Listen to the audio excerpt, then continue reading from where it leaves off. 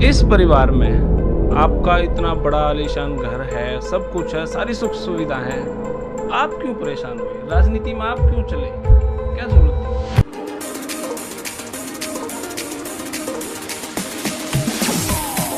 तो नहीं कि भी एक जगह नैना है तो एक जगह सुनैना है, और कौन बेस्ट होगा अपने आप को ऐसा प्रूव करना।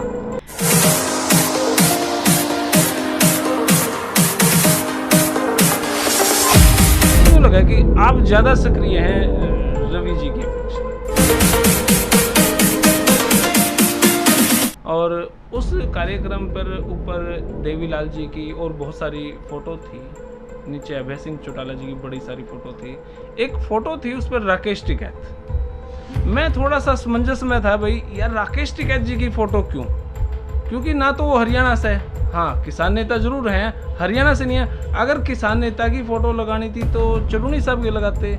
राकेश टिकैत से मेरे ख्याल से राजनीति अच्छी खासी चल रही है, शायद इसलिए लगाई। कारण क्या?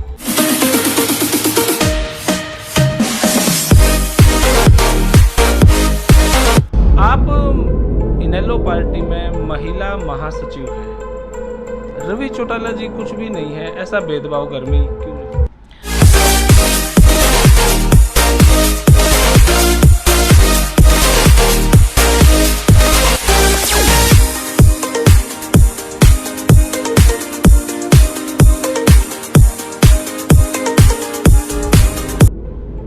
ओके चलो मान लेते हैं। इलाहाबाद का चुनाव आ गया जी, अभय जी ने इस्तीफा दे दिया किसानों के हक के लिए। अब चुनाव आ गया, क्योंकि होना ही भी तो 6 महीने के अंदर अंदर। कौन इलेक्शन लड़ रहा है इसमें? कई बार तो मुझे ये सुनाई देता है कि उधर सुनैना जी चुनाव लड़ेंगे और कंपटीशन में शायद दिग्विजय जी आ जाएं। सारे भैया ने भाई मेरी राम राम। मैं जगदीप शर्मा स्टेप अप जय सर यूट्यूब चैनल पर आपका स्वागत करता हूँ। डबवाड़ी आ रहा हूँ भाई, बहुत सारे क्वेश्चन लिख के ला रहा हूँ, और आज क्वेश्चन की शुरुआत करेंगे बड़े घर से लेकर राजनीति तक। हमारे साथ हैं सुनैना चौटाला जी। बहन जी प्रणाम। राम राम जगदीप, और सबसे पहले आपका स्वागत है मेरे घर में। जो कहते हैं ना भाई जब घर में आता है तो बहुत अच्छा लगता है। धन्यवाद धन्यवाद। बहन जी कैसे हैं आप? बिल्कुल ठीक ठाक, आप बताओ परिवार? मैं एकदम बढ़िया जी। सुबह मेरे ख्याल से आप सारा घर का काम निपटा कर फिर राजनीति में चले जाओ हो, बड़ा मुश्किल काम ना है? देखो, महिला को परमात्मा ने एक ऐसी नेमत देके भेजा है कि वो अपने ना घर के कामों को मुश्किल समझती है, ना बाहर के कामों को, और खुशी खुशी करती है। जब वो परिवार के लिए कुछ कर रही होती है तो उसको आत्मिक एक संतुष्टि और खुशी मिलती है। अच्छा बहन जी, मैं एक बात है, प्रश्न बड़ा इंटरेस्टिंग है। इस परिवार में आपका इतना बड़ा आलीशान घर है, सब कुछ है, सारी सुख सुविधा है, आप क्यों परेशान हुए? राजनीति में आप क्यों चले? क्या जरूरत थी? देखिए, कई बार ऐसे होता है कि राजनीति में जाना नहीं एक मकसद नहीं है, लेकिन एक मन में एक सवाल उठता है कि आप लोगों में आए हो, लोगों के लिए क्या कर सकते हो। और अगर आपको अभी तो राजनीतिक मंच को क्या है कि बहुत सारे जो भ्रष्ट नेताओं ने इसे भ्रष्ट बना दिया है, लेकिन असल में मेरी नज़र में राजनीति और समाज नीति में फ़र्क नहीं होना चाहिए। राजनीति वो मंच है जहाँ से आप समाज के लिए कुछ कर सकते हो। तो मेरी इच्छा है कि मैं समाज की महिलाओं के लिए ज़्यादा से ज़्यादा करूँ। ऐसा तो नहीं कि भी एक जगह नैना है तो एक जगह सुनैना है, और कौन बेस्ट होगा अपने आप को ऐसा प्रूव करना। नहीं, देखो वो मुझसे बड़ी हैं जी, और वो मेरे लिए आदरणीय हैं कि मैं ये बेस्ट के चक्कर में नहीं पड़ती। मैं ये सोचती हूँ कि आदमी के कर्म अच्छे होने चाहिए। हम अगर हमें जो चीज़ सही लग रही है, जिसमें अब आप ये देखो, अब ताज़ा उदाहरण किसान आंदोलन का लो कि किसानों के साथ रहना एक सामाजिक जो चीज़ है वो मैं मानती हूँ, और जो किसानों के साथ नहीं है तो वहाँ कंपटीशन तो ख़त्म ही हो जाता है। क्या बात है। अच्छा बहन जी, एक बात मैं आज आते आते सोच रहा था, कोई दिमाग में प्रश्न नहीं था, फिर भी मैं सोचा ये बात तो मैं जाके पूछूंगा। आप इनेलो पार्टी में महिला महासचिव हैं, रवि चौटाला जी कुछ भी नहीं है, ऐसा भेदभाव घर में क्यों? नहीं देखो, आपके पास एक बड़ा पद है लेकिन रवि जी के पास कुछ भी नहीं। नहीं, ऐसा नहीं है कि कुछ भी नहीं। आदरणीय स्वर्गीय चौधरी देवीलाल जी के घर में जिसने जन्म लिया है जी, तो वो अपने आप में ऑटोमेटिक एक पद हो जाता है। और रही बात मेरी, तो मेरी खुद की स्वयं की इच्छा थी कि भी मैं समाज के लिए करूं, क्योंकि मैं कॉलेज टाइम से, स्कूल टाइम से दादाजी का बड़ा फ़ैन रही हूँ। मानो कि उनकी जो कार्यनीति मैं मेरे फादर साहब से सुनती रही हूँ। मेरे दादाजी 20 साल तक गांव के सरपंच रहे हैं और मेरी माताजी भी सरपंच थी गांव की। मैंने उन्हें भी देखा है, मैंने मेरे फादर को समाज के काम करते देखा है। मैं खुद कॉलेज की प्रेसिडेंट रही हूँ, तो वो चलते मेरे मन में हमेशा ये ख्याल रहा है कि मैं करूँ कुछ ना कुछ। तो मैंने यूँ लगा कि आप ज़्यादा सक्रिय हैं रवि जी की अपेक्षा राजनीति के मामले में। नहीं, ऐसा नहीं है। आप देखो, घर में एक आदमी दूसरे की सपोर्ट कर देता है तो वो भी ठीक है। मेरे को सपोर्ट है पूरे परिवार की, और मुझे सपोर्ट है दादाजी के पूरे परिवार की, मैं कहूँगी, जो दादाजी की नीतियों पे चलते हैं। और उनकी नीतियों को आगे बढ़ाने में अगर सपोर्ट मिले, अगर मुझे आगे आना पड़े, तो इसमें बुराई नहीं समझती मैं। एक फ्लैक्स देखा था, उकलाना का कोई कार्यक्रम था आपका, और उस कार्यक्रम पर ऊपर देवीलाल जी की और बहुत सारी फ़ोटो थी, नीचे अभय सिंह चौटाला जी की बड़ी सारी फ़ोटो थी। एक फ़ोटो थी उस पर राकेश टिकैत। मैं थोड़ा सा असमंजस में था, भाई यार राकेश टिकैत जी की फ़ोटो क्यों? क्योंकि ना तो वो हरियाणा से है, हाँ किसान नेता जरूर हैं, हरियाणा से नहीं है। अगर किसान नेता की फ़ोटो लगानी थी तो चुरूनी साहब की लगाते। राकेश टिकैत से मेरे ख्याल से राजनीति अच्छी खासी चल रही है, शायद इसलिए लगाई। कारण क्या था? नहीं, ऐसा नहीं है जगदीप। एक्चुअली क्या है ना कि राकेश टिकैत जी के फादर साहब महेंद्र सिंह जी टिकैत जी, वो भी बहुत बड़े किसान नेता रहे हैं। और दादाजी साहब की भी फोटो लगा हाँ देते हैं। नहीं, मैं कह रही हूँ। और जो आपका प्रश्न है फोटो के मामले में, तो वो जो प्रोग्राम था वो किसान, जो किसानों में उनका एक पद है सब्रवाल, बलराज सब्रवाल जी, तो उन्होंने सम्मानित करने के लिए, वो उनका प्रोग्राम था, मतलब किसानों का प्रोग्राम था। उन्होंने सम्मानित करने के लिए अबे भाई साहब को वहाँ पे इनविटेशन दिया था। तो अगर फ्लेक्स पे अगर फोटो उन्होंने लगाई है चडूनी साहब की, हालांकि होनी चाहिए चडूनी साहब की, मैं इसमें ये नहीं कहती हूँ, लेकिन वो उनका एक अपना एक हो जाता है आदर्श, जिसको वो बना लेते हैं। हो सकता है मैं भी, मुझे ये कंफर्म नहीं है, मैं भी शायद उनका आदर्श राकेश टिकैत रहे हूँ। ओके, चलो मान लेते हैं। एलनाबाद का चुनाव आ गया जी। अभय जी ने इस्तीफा दे दिया किसानों के हक के लिए। अब चुनाव आ गया, क्योंकि होना ही भी तो 6 महीने के अंदर अंदर।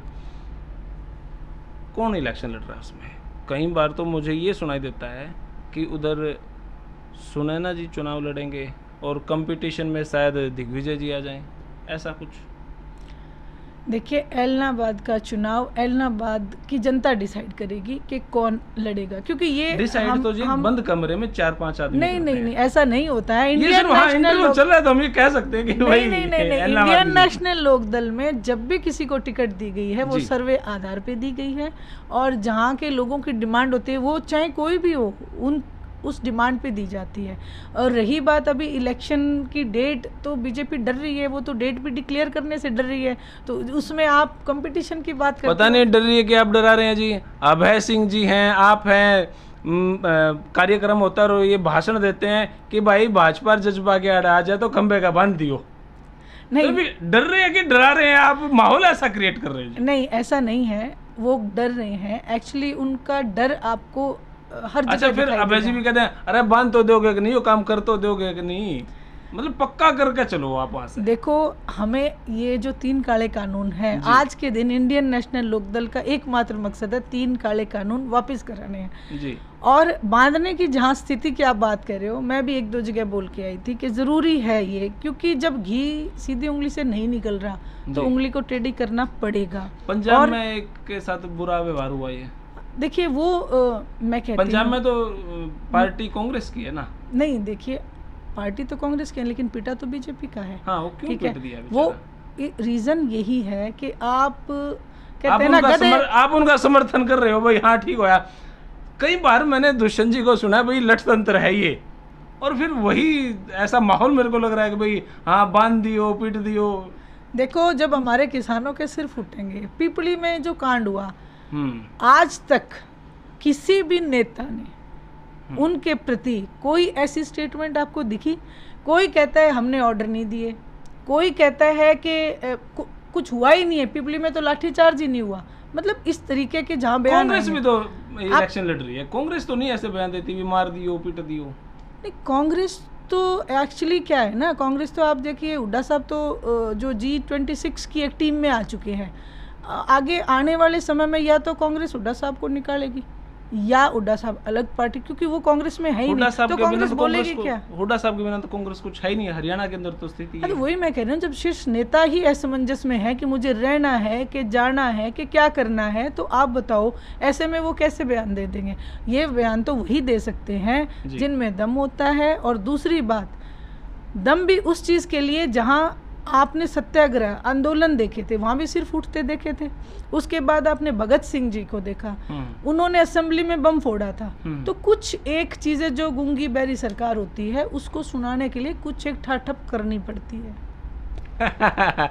87 में 85 सीट थी इनेलो की, आज दुर्भाग्य है एक भी सीट नहीं है। बैठ के कई बार विचार विमर्श करते नहीं हैं क्या आप कि भाई उस स्थिति की होगी, हमारे जो एक जिस तरीके से हम इलेक्शन लड़ते थे उस तरीके को थोड़ा सा चेंज किया जाए, कुछ बदलाव लाया जाए, ऐसा कोई विचार विमर्श होता नहीं? देखिए, इसमें रीज़न बताती हूँ मैं जी। इसमें रीज़न क्या हुआ कि झूठ की राजनीति शुरू होगी और अभय सिंह जी जिस चीज़ के लिए मशहूर है, अभय सिंह ही सत्य है, तो यहाँ सत्य की राजनीति होती है और हमेशा यही होएगी। बेशक चाहे सीट रहे, बेशक चाहे सीट ना रहे, लोगों के बीच में लोगों की आवाज़ उठाना, एक सीट लेना मकसद नहीं होता, लोगों की लीड करना, लोगों की आवाज़ उठाना एक राजनीतिक इंसान का मकसद मैं यही मानती हूँ। तो ये ऐसे ही चलेगा फिर?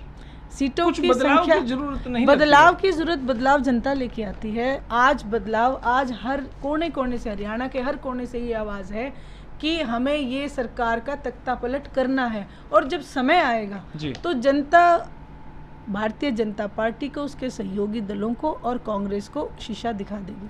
क्या आप तैयार हैं अगर इलाहाबाद में आपका नाम नामांकन आ जाए तो? देखिए, आपका नाम फाइनल जो हो जाए? संगठन होता है उसमें आदेश सर्वोपरि होते हैं। अगर पार्टी आदेश करती है तो जी। हमें उससे मानना गर्व की बात होती है। आपके तरफ से कौन ऐसा नाम हो सकता है भाई मैं अगर नहीं हुई तो वो आदमी सही है अभय जी को छोड़ के? देखिए, हमारा इंडियन नेशनल लोकदल का छोटे से छोटा कार्यकर्ता भी सक्षम है, वो भी हर वक्त जो पार्टी के आदेश होते हैं उसको मानने के लिए तैयार रहता है। तो ऐसा प्रत्येक इंडियन नेशनल लोकदल का कार्यकर्ता सक्षम है इस चीज़ के लिए। कल ताऊ देवीलाल जी की पुण्यतिथि है और कल ही आप सोनीपत में एक हॉस्पिटल, राई में एक हॉस्पिटल का इनॉग्रेशन कर रहे हैं। वो सुना है कि कच्चा हॉस्पिटल है, पक्का नहीं है, क्यों आप उसकी ओपनिंग करें? मतलब क्या सोच के आपने किया? देखिए, हॉस्पिटल के लिए सबसे पहले ज़मीन अलॉटमेंट ये सब चीज़ें होती हैं, लेकिन फ़िलहाल जो बॉर्डर पे ज़रूरत है, जो इस वक्त किसानों की जो ज़रूरत है, उसमें एक अपनी भागीदारी, क्योंकि अगर हम कर सकते हैं इस चीज़ को तो मदद करने में कहीं पीछे नहीं रहना चाहिए। तो दादाजी के नाम से, क्योंकि दादाजी की एक हमेशा आत्मा जुड़ी हुई है किसानों से, तो उस चीज़ को मद्देनज़र रखते हुए उनकी पुण्यतिथि पे इससे बड़ा पुण्य का काम नहीं हो सकता। अदरवाइज तो पुण्यतिथि हर बार दिल्ली में ही। जी बिल्कुल, जी। दिल्ली में भी और कई बार जैसे कोरोना काल में अलग अलग जहाँ भी दादाजी के स्टैचू थे, हमारे अभी भी आदेश यही हैं कि प्रदेश वाइज हर जगह दादाजी के जो स्टैचू हैं या जहाँ पे भी उनका कोई भी धार्मिक स्थल बना हुआ है या जो भी, वहाँ पे जाके हम उनकी पुण्यतिथि। मैं आदित्य चौटाला जी का इंटरव्यू कर रहा था, उन्होंने एक प्रश्न छोड़ा था, मैं वो प्रश्न आपके सामने दोहराता हूँ। मैंने उनसे पूछा कि भाई अभय सिंह जी ने तो किसानों के हक में ये इस्तीफा दे दिया, तो उन्होंने एक प्रश्न पूछा कि भाई उनके ही साले साहब उनके लगते ही राजस्थान में एक पार्टी में है, तो उनको क्यों नहीं इस्तीफा दिलवाया? देखिए, इस बारे में आपका क्या? हाँ, मैं ये कहती हूँ क्योंकि आदित्य का एक दायित्व बनता है, क्योंकि वो पीछे देवीलाल लिखता है जी, आदित्य देवीलाल जी, और जहाँ चौधरी देवीलाल जी हैं वो किसान के हित में बात जाती है। और ये ड्रामा करना कि पीछे दादाजी का नाम और आप हैं भारतीय जनता पार्टी के साथ, उस लहजे से आदित्य का बड़ा दायित्व बनता है। दूसरी बात, जी, हमारे समाज में भाई पे ज़्यादा बड़ा हक होता है, साड़ों पे हक नहीं माना जाता। वो तो बोले भाई भाई तो प्यारा साला हो रहा है। नहीं नहीं नहीं, ऐसा कुछ नहीं है। भाई से प्यारा साला कभी नहीं होता, भाई ही प्यारे होते हैं जी। और आज अगर आदित्य ये बात कहते हैं तो वो पूरे किसान का अपमान करते हैं। एक बयान और सुना था मैंने कि भी रड़क काट देंगे इलाहाबाद के इलेक्शन में। अब वो कैसे आप इस क्वेश्चन को डिफेंड करेंगे?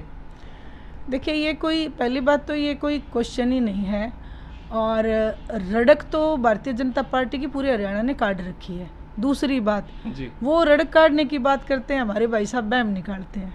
तो अभय सिंह जी हमेशा कहते हैं कि उनका एक पेट डायलॉग है कि मैं इसका बैम काट दूंगा, तो वो बैम निकाल देंगे सबका। जी। अच्छा, अभी सुना था मैंने अभय सिंह जी का थोड़ा सा 5-10 लोगों ने काले झंडे वगैरह दिखाए हैं उचाना में, और तभी अभय सिंह जी ने सिक्योरिटी भी वापस दे दी, भाई मना को नहीं चाहिए। तो आज तो थोड़ी सी ज़रूरत थी सिक्योरिटी की। देखिए, नहीं, ऐसा ये है, ये लोकतंत्र है, कोई बात नहीं, उनके मन की भावना थी या जो भी उनको कोई फीड किया गया था जी, थे तो वो हमारे ही लोग ना, क्या बात होगी अगर उनको किसी ने बहला दिया, फुसला दिया, या भी तुम जाके थपकी लगा दी। कईयों के बेचारों के यूं भी कह देते हैं भी तेरा फलाना काम करा दूंगा, ये जाके झंडे दिखा दो अभय सिंह चौटाला को।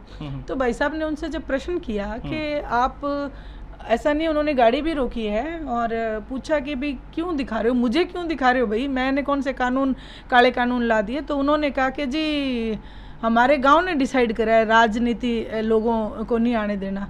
तो बोले भी तुम कौन से गांव के हो? तो वो उस जिस गांव में वो झंडा दिखा रहे थे उस गांव के वो लोग ही नहीं थे, पहली बात तो। अच्छा। वो उस गांव के नहीं थे, वो दूसरे गांव के थे।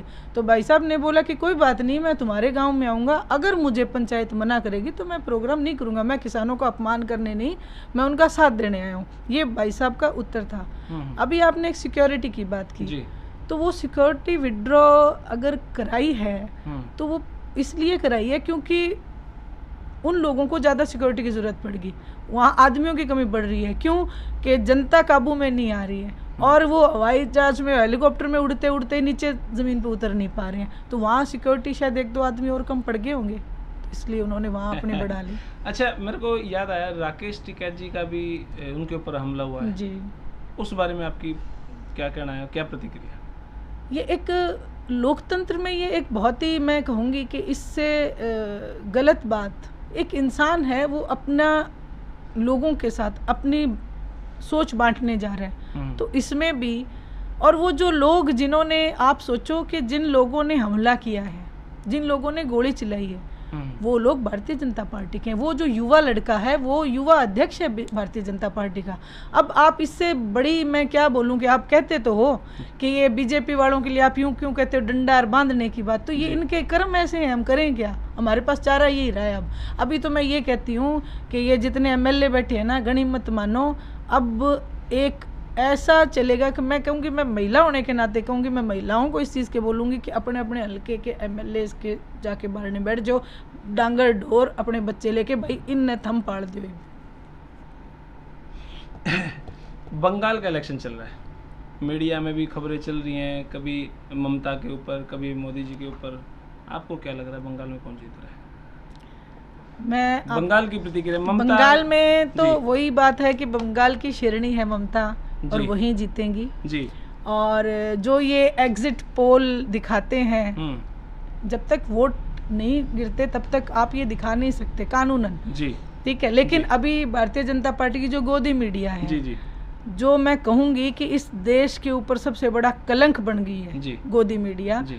और वो ये दिखा रही है एग्जिट पोल में इतने आगे इतने आगे, ये इनका डर बोल रहा है।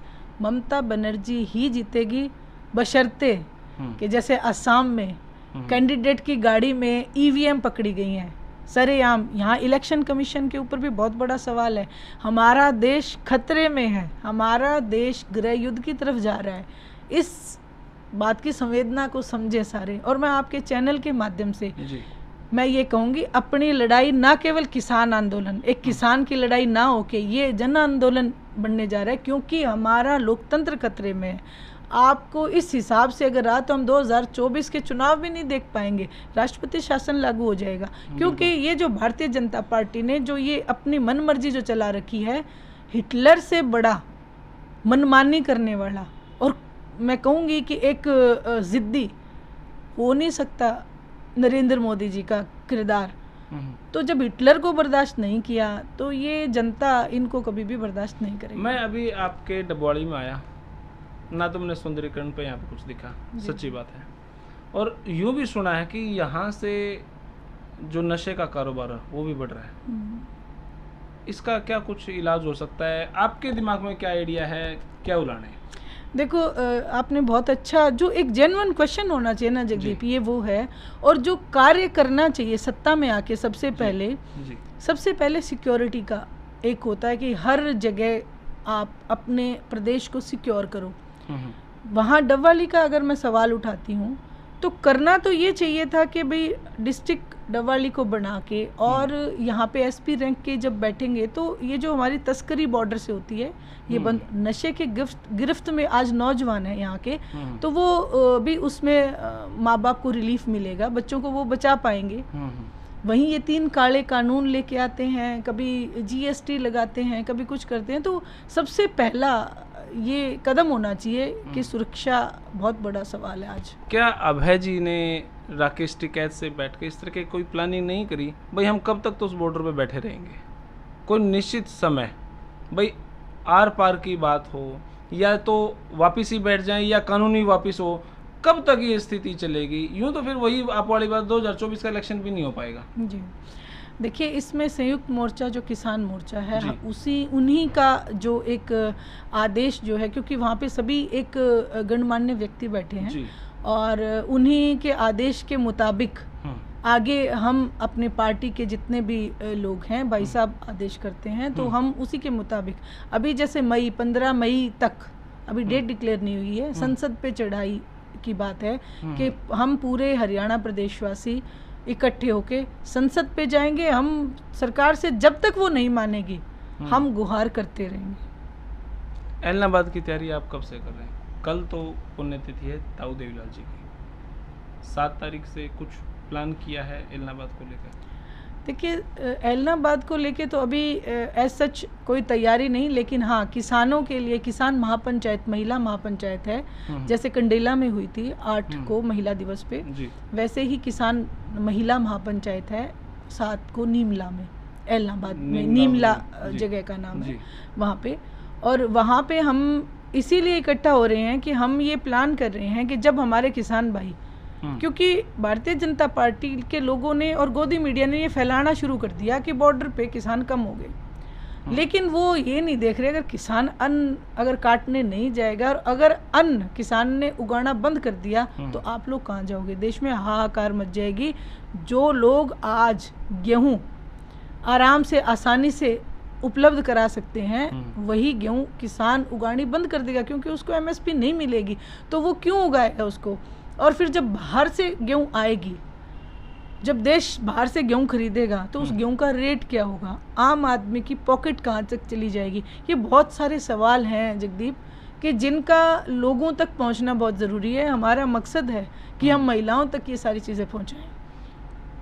आप एक महिला होते हुए कुछ महिलाओं के लिए कुछ स्पेशल कार्यक्रम आपने सोचे हैं? भाई फीमेल एम्पावरमेंट के लिए, महिला सशक्तिकरण के लिए, जो आज ये समाज में घटनाएं हो रही, मैं बहुत सारी महिलाओं पे ऐसी वीडियो बना चुका हूँ, किसी को गोली मार दी, किसी के बच्चे रुड़ गए, ऐसे विषय पे आपका क्या कुछ प्लान है? ये बहुत संवेदन विषय है और आपने अब ये बहुत अच्छा सवाल किया है। आज महिलाएं असुरक्षित महसूस कर रही हैं। इसके लिए अगर परमात्मा ने दिया तो मैं बहुत कुछ करना चाहती हूँ। मैं चाहती हूँ कि हर गांव में एक ऐसा प्रावधान हो या 5 गांव को मिला के एक महिला पुलिस थाने होने चाहिए जहाँ पे महिलाएं हों और महिलाएं अपना जो है कि अपनी जो सिक्योरिटी के लिए वो बता सकें जाके।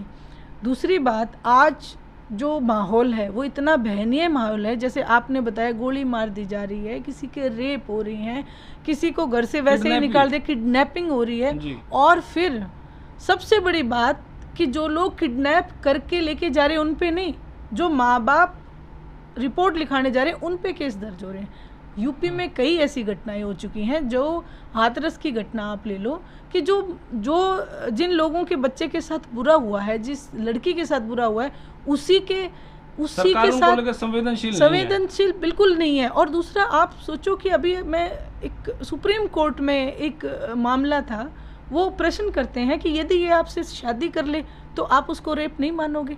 आप इससे बड़ी महिलाओं की स्थिति का आप अंदाज़ा कैसे लगाओगे? ये क्या उनका कहना वाजिब था? मैं ये पूछना चाहती हूँ कि जिस लड़की के साथ अन्याय हुआ है, बजाय उसके, क्योंकि वो एक आपकी सरकार में नौकरी करता है, तो उसकी नौकरी को बचाने के लिए आप एक आइडिया उस क्रिमिनल को दे रहे हो कि अगर तुम इससे शादी कर लो तो ये रेप नहीं माना जाएगा। ये बताओ आप, ये देश कहाँ जा रहा है? ये देश में जो पहले नारियों का जो सम्मान, जो नारियां रमणते तत्र देवता, आप ब्राह्मण हैं, आप इस चीज़ को अच्छे से समझते हैं, जो हमारे श्लोक हैं, तो वो कहाँ देश जा रहा है? आप आज देखिए कि चारों तरफ असुरक्षित।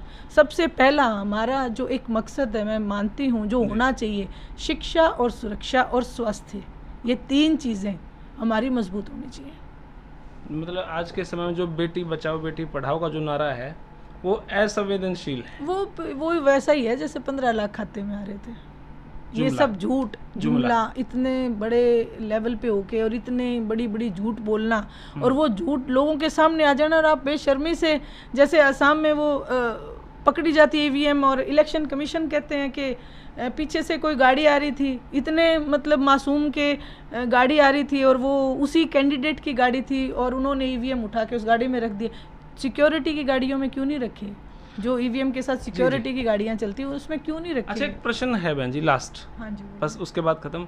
मैं कल बैठा बैठा सोचने लग रहा था, भाई इलाहाबाद में चुनाव है, हेलीकॉप्टर तो आप कहीं भी नहीं उतरने दे रहे, वो चुनाव होगा कैसे? दुष्यंत साहब, खट्टर साहब, इधर से हुड्डा साहब हैं, वो कैसे जाएंगे? क्योंकि आप तो ये कह देते हो भाई हम तो राजनीति में है ही नहीं, आपका तो कोई विधायक ही नहीं है, आप तो आराम से कर सकते हो कैंपेनिंग, वो कैसे करें फिर? देखो, जगदीप की तो सुई अटकी हुई है इलाहाबाद इलेक्शन पे, ठीक है? वो जब दिखेगा ना जी, वो दिख जाएगा, उसमें आपको बहुत कुछ ऐसा दिखेगा जी कि जो ये जो जोन से बैठे ये कह रहे हैं ना कि रड़क काट देंगे रे, बहुत कुछ इन भारतीय जनता पार्टी को ऐसा दिखेगा कि जो इन्होंने कभी सोचा भी नहीं होगा। किसान आज इतना परेशान है, वो इलेक्शन नहीं सोच रहा, वो सिर्फ इनको ढूंढ रहे हैं। और अब किसानों ने ये डिसाइड किया, ये और बता दूं मैं आपको, कि अब हम इनको दिखेंगे नहीं, छप्पा ही मारेंगे इनके ऊपर। अब ये यूं और सावधान हो जाए, अब ये आगे पीछे सारे नजर घुमाते आप देखेंगे, 360 एंगल, हाँ, ये सारे नजर घुमाते निकलेंगे, कहीं से कोई निकल के आके कोई काला झंडा या कोई शाही ना फेंक दे, जैसे खट्टर साहब पे फेंकी गई थी। आदित्य जी तो ये कहते हैं भाई मैं वहाँ का अध्यक्ष हूँ सिरसा का, और वहाँ पे आ सकते हैं, कभी भी स्वागत है, खट्टर साहब आना चाहिए, तो कुछ नहीं होगा वहाँ पे तो। हाँ, वो उन्होंने रात को चोरी से जेपी दलाल को भी बुलाया था यहाँ पे, लेकिन वो पब्लिकली नहीं आ पाएंगे। हाँ, वो उनके घर आ सकते हैं, वो किसी के पर्सनल घर में जाके।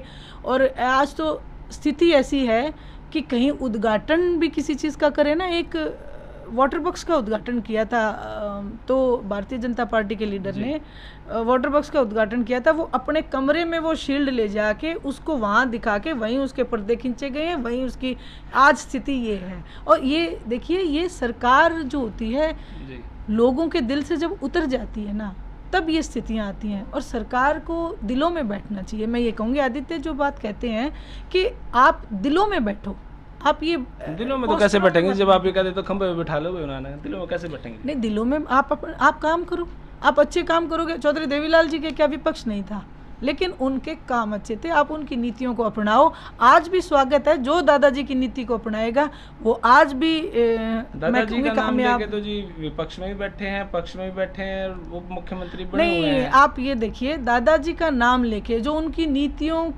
के बल पे ठग के बैठे हैं, जो पक्ष में बैठे हैं। लेकिन अगर चौधरी देवीलाल जी होते तो वो आपको, वो जिस तरह अभय सिंह चौटाला ने अपने पद को छोड़ा है, दादाजी उस पद को तभी छोड़ देते हैं। आम जनता को क्या मैसेज दे रहे हैं? मेरे सारे किसान भाइयों से, आम जनता से, जो किसान, मजदूर और व्यापारी, ये तीनों एक दूसरे के पूरक हैं। किसान के बिना मजदूरी नहीं है और मजदूर किसान के बिना नहीं है। फिर इन दोनों का एक व्यापारी से नाता है, ना आड़त किसान के बिना है, ना किसान आड़ती के बिना है। ये तीनों पूरक हैं। ये तीनों अगर मिलके एकजुट होके अगर हम ये लड़ाई लड़ेंगे तो निश्चित तौर पे हम जीतेंगे। अपने भाइयों का साथ देना और जितने भी हिंदुस्तान की जनता है, आज ये जन आंदोलन बन गया। हमें ये किसान की लड़ाई नहीं, हमें लोकतंत्र की लड़ाई लड़नी है। ये आज़ादी के समय में जो लड़ाई थी, हम उस लड़ाई की तरफ हैं। तो आपसे प्रार्थना है किसान भाइयों का साथ दें। बहुत बहुत शुक्रिया बहन जी, बहुत बहुत। Thank you Jagdeep. तो भाई ये हैं सुनैना चौटाला जी। और भाई जितने क्वेश्चन थे मेरे पास, जितनी हिटलिस्ट थी, ये सारी बात मैंने पूछ ली। और बाकी बड़ा इंटरेस्टिंग इंटरव्यू था मेरी तरफ से। तो बाकी आप अपने कमेंट बॉक्स में राय दें कि कुछ और पूछना चाहिए था, फिर आगे आवांगे, फिर पूछांगे। तब तक के लिए धन्यवाद। जय हिंद, भारत माता की जय।